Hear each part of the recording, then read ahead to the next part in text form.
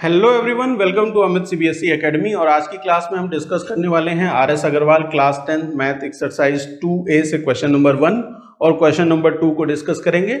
आज ये first class है जहां पे हम पॉलिनोमियल की एक्सरसाइज 2A को डिस्कस कर रहे हैं।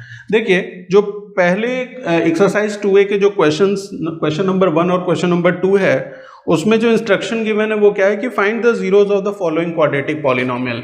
ये क्वाड्रेटिक पॉलिनोमियल आपको गिवन है, इनका क्या फाइंड आउट करना है? जीरो फाइंड आउट करना है। ठीक है, पहली चीज। दूसरी चीज क्या है कि verify the relation between the zeros and the coefficient. आपको जीरो और कोफिशिएंट के बीच में रिलेशन भी वेरीफाई करना है। तो सबसे पहला काम क्या है?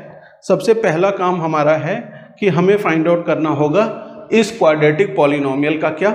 जीरो। देखिए, फर्स्ट क्वेश्चन है तो इसको अच्छे से समझेंगे, उसके बाद second question and onwards question को आप इजीली सॉल्व कर पाएंगे। क्वाड्रेटिक पॉलिनोमियल गिवन है, इस क्वाड्रेटिक पॉलिनोमियल का जीरो अगर फाइंड आउट करना है तो बेसिकली हमें क्या करना होगा? इस पॉलिनोमियल को हमें इसके फैक्टर्स फाइंड आउट करने पड़ेंगे। सबसे पहले क्या फाइंड आउट करेंगे? हम फैक्टर्स फाइंड आउट करेंगे। फैक्टर्स कैसे फाइंड आउट करते हैं?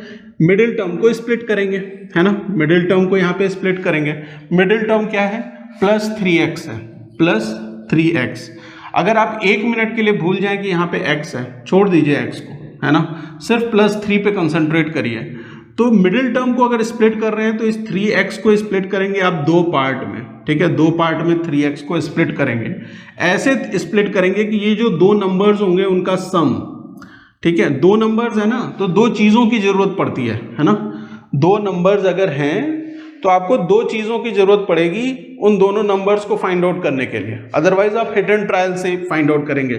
दो नंबर्स फाइंड आउट करने हैं, 3 को आपको दो नंबर्स में स्प्लिट करना है, तो दो कंडीशंस होंगी। पहली कंडीशन क्या है? ये सम वाली कंडीशन है। सम हमेशा वही होता है जिसको आप स्प्लिट करते हैं, वही सम होता है। ठीक, जिसको आप स्प्लिट कर रहे हैं वही सम है। दूसरा कंडीशन क्या होगी? प्रोडक्ट की होगी। किसकी होगी? प्रोडक्ट की। प्रोडक्ट क्या होगा वो यहां से पता चलेगा। देखिए, अमूमन कैसे होता है, जैसे अगर स्टैंडर्ड फॉर्म में मैं इस क्वाड्रेटिक पॉलिनोमियल को लिखूं तो ax² plus bx plus c where a is not equal to 0, ये स्टैंडर्ड फॉर्म है। ठीक है, तो एक तरीके से समझ सकते हैं कि जो सम है वो ये b है। ठीक है, b सम b है, और प्रोडक्ट क्या होगा? x² का कोफिशिएंट जो ये a है और ये कांस्टेंट टर्म c, मतलब a इंटू सी क्या होगा? वो प्रोडक्ट होगा, प्रोडक्ट। ठीक है, और सम क्या है? What is some? सम आपका b है। ठीक है, बात समझ में आ गई।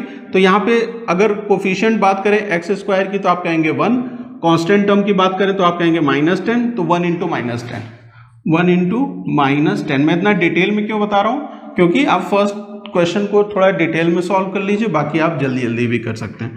तो ये क्या हो जाएगा? -10 के बराबर हो जाएगा। ठीक है, दो नंबर्स में स्प्लिट किया। एक कंडीशन ये है कि सम 3 होना चाहिए, दूसरी कंडीशन ये है कि प्रोडक्ट क्या होना चाहिए? 10 होना चाहिए। अब मुझे बताइए कि -10 होना चाहिए। 10 प्रोडक्ट जो है, दो चीजों का मल्टीप्लीकेशन 10 कब आता है? कहेंगे सर बहुत ईजी है, 5 इंटू 2 कर दीजिए तो 10 आ जाएगा। दूसरा स्टूडेंट कहेगा कि सर 2 इंटू 5 भी कर दीजिए। बेटा बात एक ही है, आप 5 इंटू 2 करें, 2 इंटू 5 करें, दो मतलब जो पेयर ऑफ नंबर्स हैं वो क्या होंगे? 5 और 2 ही होंगे। दूसरा केस क्या हो सकता है कि 10 इंटू 1 आप कर लें, है ना, 10 इंटू 1 करें तो भी 10 आता है।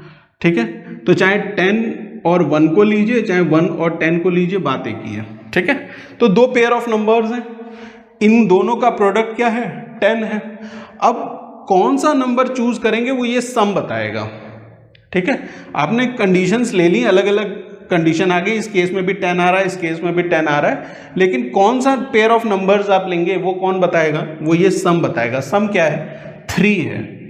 सम क्या है? 3 है, मतलब दो नंबर्स का सम क्या होना चाहिए? 3 है।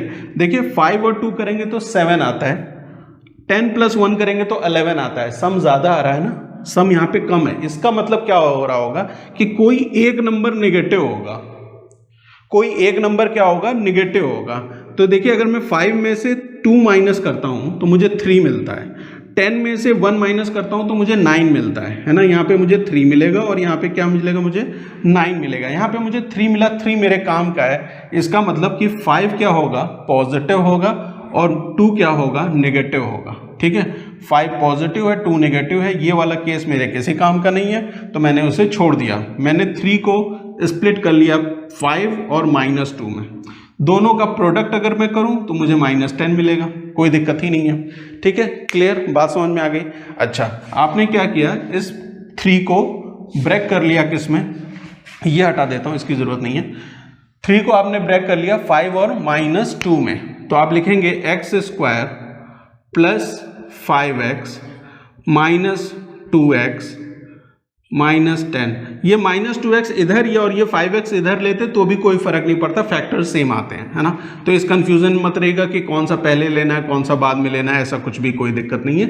आप इसको इन दोनों की पोजीशन इंटरचेंज भी कर देंगे तो भी फैक्टर सेम आने वाले हैं। अब देखिए इन दोनों में क्या कॉमन है, आप कहेंगे सर x कॉमन है, यहाँ x² है और यहाँ x है तो x कॉमन ले लीजिए, ले लिया x कॉमन, तो क्या बचा यहाँ पे x बचा, और यहाँ 5x में से x कॉमन लिया तो क्या बचा, 5 बचा। यहाँ पे क्या है देखिए, यहाँ पे -2x है और -10 है। इस ब्रैकेट को ध्यान से देखना है, यहाँ क्या है x + 5 है, तो अगर मैं यहाँ से 2 कॉमन ले लूँ, 2 कॉमन ले लूँ, अगर मैं देखिए 2 मैंने कॉमन ले लिया तो यहाँ पे x -x और -10 बचा, अरे सॉरी -5 बचा। यहाँ से अगर आप 2 कॉमन लेंगे तो -x बचेगा और -5 बचेगा। मुझे यहाँ पे देखिए ये दोनों नंबर्स पॉजिटिव है ना, तो मुझे माइनस साइन भी कॉमन लेनी पड़ेगी। अब आपने माइनस साइन कॉमन ले ली और 2 कॉमन ले लिया, तो अंदर जो नंबर्स होंगे वो दोनों पॉजिटिव होंगे, एक हो जाएगा x और दूसरा हो जाएगा क्या, +5। ठीक, ये x + 5 है, ये भी x + 5 है। देखिए जो पहला होता है ना वही डिटरमाइन करता है कि दूसरे ब्रैकेट में क्या आएगा, ये हमेशा ध्यान रखिए, ये क्लू होता है ना, ये आपके लिए एक क्लू की तरह काम कर रहा है। तो ये x + 5 यहाँ भी है, x + 5 यहाँ भी है, तो कॉमन ले लीजिए x + 5। ठीक है, x + 5 कॉमन ले लिया, दूसरे ब्रैकेट में क्या हो जाएगा, x - 2 हो जाएगा, x - 2। ये दोनों क्या है, what are these, these are factors. क्या है ये, फैक्टर्स हैं। ठीक, तो अगर ये फैक्टर हैं तो एक चीज आपने पढ़ी थी कि अगर ये x² + 3x - 10 के ये दोनों फैक्टर्स हैं, तो इन फैक्टर का अगर हम जीरो फाइंड आउट कर लें, जीरो फाइंड आउट कर लें, है ना, इन फैक्टर का क्या हम फाइंड आउट कर लें, जीरो फाइंड आउट कर लें, वही तो जीरो ऑफ द पॉलिनोमियल होगा या नहीं होगा, है ना। इन फैक्टर्स का अगर हम जीरो फाइंड आउट कर लेंगे, कोई भी पॉलिनोमियल को एक दूसरा पॉलिनोमियल अगर डिवाइड कर रहा है तो जो डिवाइड कर रहा है वो फैक्टर हो जाएगा, है ना। और फैक्टर जो होता है उसका हम क्या फाइंड आउट करते हैं, जीरो, और जो जीरो आता है, जीरो ऑफ द फैक्टर, वही तो जीरो ऑफ द पॉलिनोमियल भी होता है। तो इस केस में आप क्या करेंगे कि इन दोनों को किससे इक्वेट कर देंगे, जीरो से। अगर आप x + 5 को जीरो से इक्वेट करेंगे तो यू विल गेट x = -5, और x - 2 को अगर आप जीरो से इक्वेट करेंगे तो यू विल गेट x = 2। तो x की वैल्यू क्या आ गई, -5 आई, और x की वैल्यू क्या आ गई, यहाँ पे 2 आ गई। ठीक है, तो ये दोनों क्या हैं, जीरो ऑफ द पॉलिनोमियल है। क्या है ये, zeros of the polynomial. First part आपने सॉल्व कर दिया, फर्स्ट पार्ट सॉल्व कर दिया। क्वेश्चन में 2 पार्ट हैं, फर्स्ट पार्ट सॉल्व कर दिया है कि ये क्या है, जीरो ऑफ द पॉलिनोमियल है। एक क्वाड्रेटिक पॉलिनोमियल के दोनों जीरोज आ गए, एक आ गया -5 और दूसरा आ गया 2। ठीक, अब हमें क्या करना है कि ये जो जीरोज आए हैं ना, इनका रिलेशन बताना है कोफिशिएंट के साथ। तो इनका रिलेशन होता क्या है, सबसे पहले तो ये समझ लीजिए कि जो सम ऑफ जीरोज होगा ना, सम ऑफ जीरोज वो किसके बराबर होगा, in the terms of coefficient की अगर मैं बात करूं, है ना। अगर in the terms of coefficient के बाद, कोफिशिएंट का मतलब क्या हुआ, देखिए x² का कोफिशिएंट, x का कोफिशिएंट, और ये कांस्टेंट टर्म, है ना। जैसे स्टैंडर्ड फॉर्म में लिखेंगे तो ax² + bx + c where a ≠ = 0, यही तो स्टैंडर्ड फॉर्म है ना क्वाड्रेटिक पॉलिनोमियल का। तो अगर सम ऑफ जीरोज की बात करें और उसका रिलेशन कोफिशिएंट के साथ बताएं तो वो क्या होता है, negative coefficient of x divided by coefficient of coefficient of x square. Sum of zeros क्या होता है? Coefficient of x divided by coefficient of x square. इसी तरीके से अगर आप product of zero find out करें, प्रोडक्ट ऑफ जीरोस, तो वो क्या हो जाएगा? वो हो जाएगा constant term divided by same coefficient of x square, coefficient of x square. Clear है ना? और यहां पे अगर इस वाले के रेस्पेक्ट में अगर बात करूं कि अगर ये क्वाड्रेटिक पॉलिनोमियल है तो यहाँ पे कोफिशिएंट ऑफ एक्स बताइए जरा क्या है? यहाँ पे b है, तो ये क्या हो जाएगा? -b हो जाएगा। और एक्स स्क्वायर का कोफिशिएंट क्या है? a है ना? तो आप लिख सकते हैं कि सम ऑफ जीरोस क्या होता है? -b/a होता है। और प्रोडक्ट ऑफ जीरो उसी तरीके से कांस्टेंट टर्म क्या है? यहाँ पे c है, तो c/a होता है। ठीक है, ये चीज आप ध्यान में रखिएगा। अब देखिए आते हैं क्वेश्चन पे। ये तो इसका रिलेशन है, ठीक? ये रिलेशन है बिटवीन जीरोस एंड कोफिशिएंट, ठीक? अच्छा, हमारे जीरोस क्या है? -5 और 2। तो जरा सम ऑफ जीरोस अगर आप फाइंड आउट करेंगे यहाँ पे सम ऑफ जीरोस, तो सम ऑफ जीरोस क्या हो जाएगा? -5 और 2 क्या है? जीरोस हैं, तो sum of zeros -5 + 2 that is equal to -3, है ना? अब हम देखेंगे कि क्या ये इसके इसी फॉर्म में है या नहीं। कोफिशिएंट के जो ये फॉर्म लिखा है आपने ना, minus coefficient of x divided by coefficient of x square, इसी फॉर्म का है या नहीं। जरा ध्यान से देखिए कि ये 3 कहाँ पे है। देखिए यहाँ पे 3 है, 3 है कि नहीं यहाँ पे? और ये 3 क्या है? पॉजिटिव है। 3 क्या है? पॉजिटिव है। तो देखिए यहाँ -3 था ना, ये माइनस साइन, ये माइनस वाला हो गया। ये कोफिशिएंट ऑफ एक्स क्या हो गया? 3 हो गया। कोफिशिएंट ऑफ एक्स स्क्वायर क्या है? 1 है। कोफिशिएंट ऑफ एक्स स्क्वायर क्या है बेटा? 1 है। तो देखिए ये और ये दोनों सेम है या नहीं? सेम है। इसी तरीके से बात करें अगर ये प्रोडक्ट की, तो प्रोडक्ट में कांस्टेंट टर्म क्या है? -10 है ना? तो देखिए जरा इन दोनों को मल्टीप्लाई कीजिए, -5 × 2 दैट इज इक्वल टू -10, और -10 को आप लिख सकते हैं -10/1। Constant term -10, coefficient of x square 1। ठीक है, क्लियर है? तो ये क्या हो गया? वेरीफाई हो गया। ठीक है, आपने क्या किया? वेरीफाई कर दिया relationship between the zeros and the coefficient. तो सम ऑफ जीरोस और प्रोडक्ट ऑफ जीरोस को इस तरीके से आप इसके रिलेशनशिप को वेरीफाई कर सकते हैं। आए सेकंड क्वेश्चन सॉल्व किया जाए। सेकंड क्वेश्चन देखिए, सेम कॉन्सेप्ट से सेकंड क्वेश्चन सॉल्व करेंगे तो आपको और क्लियर हो जाएगा। उम्मीद करता हूँ ये चीज़ आपको बहुत अच्छे से समझ में आ गई होगी। ठीक है, तो ये मैं अब मिटा देता हूँ। ठीक, देखिए जो सेकंड क्वेश्चन है वो क्या है? वो है x² - 2x + -8। सेकंड क्वेश्चन है x² - 2x - 8। ठीक है, क्लियर? क्वाड्रेटिक पॉलिनोमियल है। आपको सबसे पहले क्या फाइंड आउट करना है? जीरो फाइंड आउट करना है। मिडिल टर्म को स्प्लिट कर लीजिए। मिडिल टर्म क्या है? -2x है। मैंने क्या कहा? x को भूल जाइए। ठीक है, x को रहने दीजिए। -2 को 2 टर्म्स में स्प्लिट करना है, 2 नंबर्स में स्प्लिट करना है। सम क्या होगा? What will be the sum? Sum will be, जो इस नंबर को आप स्प्लिट कर रहे हैं वही सम होता है, -2। प्रोडक्ट की अगर बात करें कि प्रोडक्ट क्या होगा, तो प्रोडक्ट जो x² का कोफिशिएंट है और जो कांस्टेंट टर्म है उसका मल्टीप्लिकेशन, -8 × 1 दैट इज -8, है ना? -8 × 1 -8 हो गया। अब देखिए प्रोडक्ट भी माइनस है और सम भी क्या है? नेगेटिव में है। दोनों नेगेटिव नंबर्स हैं, है ना? अच्छा बताइए 8 किस में आता है? तो आप कहेंगे सर 4 × 2 कर लीजिए, 8 हो जाएगा। ठीक है, 4 × 2 करेंगे तो 8 होगा। तो नंबर्स कौन से हैं? 4 और 2 है। 4 और 2 को अगर माइनस करें तो मुझे 2 मिलता है ना? 4 और 2 का अगर डिफरेंस ले लें तो मुझे क्या मिलेगा? 2 मिलेगा। तो इसका मतलब ये नंबर्स मेरे काम करेंगे, है ना? ये नंबर्स मेरे काम कर रहे हैं। देखिए 4 × 2 करेंगे तो 8 आ रहा है, यहाँ -8 है वो आ जाएगा, माइनस प्लस की कोई प्रॉब्लम नहीं है। बस जो नंबर्स यहाँ गिवन है वो आने चाहिए, without looking into the science, है ना, साइन का इतना ज़्यादा अभी परेशान होना नहीं है जब तक नंबर्स आइडेंटिफाई कर रहे हैं।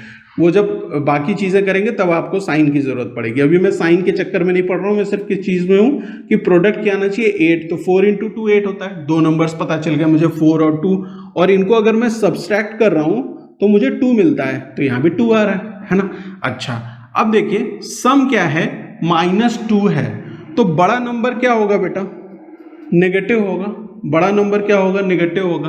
भाई दो नंबर्स को का डिफरेंस ले रहे हैं और डिफरेंस नेगेटिव आ रहा है, तो जाहिर सी बात है बड़ा नंबर नेगेटिव होगा तभी तो डिफरेंस नेगेटिव आएगा, है ना। तो बड़ा नंबर नेगेटिव तो दूसरा नंबर क्या रहने देंगे, पॉजिटिव रहने देंगे। तो -4 और 2 में आपने इस -2 को ब्रेक कर लिया, तो x² -4x + 2x -8 ये फॉर्म में आपने लिख लिया। -2x को आपने क्या लिखा, -4x + 2 लिख लिया। क्लियर है, ये सब बात समझ में आ गई।